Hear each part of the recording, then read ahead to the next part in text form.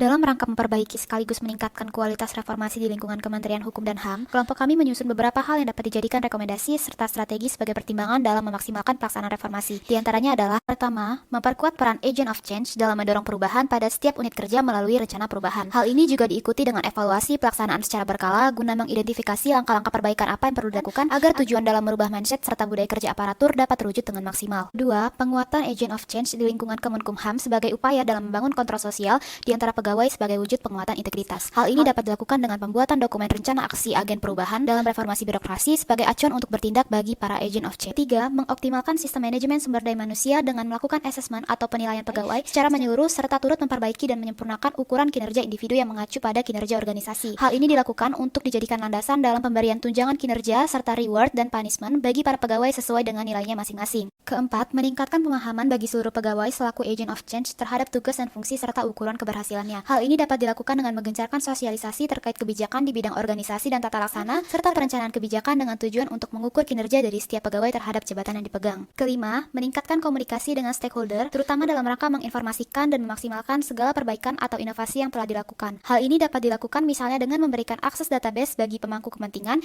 yang mengemban tugas dan fungsi di bidang hukum dan HAM, seperti Komnas HAM, Komnas Perempuan, pemerintah daerah, serta pemangku kepentingan lainnya dalam memaksimalkan inovasi layanan sistem informasi penelitian hukum dan hak asasi manusia yang dikeluarkan oleh Kemenkumham. Keenam, melakukan evaluasi atas efektivitas dalam penanganan dan pengawasan persoalan suap, korupsi, dan gratifikasi yang terjadi di lingkungan Kemenkumham melalui kerjasama dengan lembaga terkait seperti KPK serta masyarakat. Dalam hal ini, Kemenkumham tidak hanya bisa mengandalkan KPK sebagai lembaga yang mengatasi persoalan gratifikasi, tetapi juga diperlukan pengawasan dari masyarakat dalam mengawal kinerja pegawai Kemenkumham.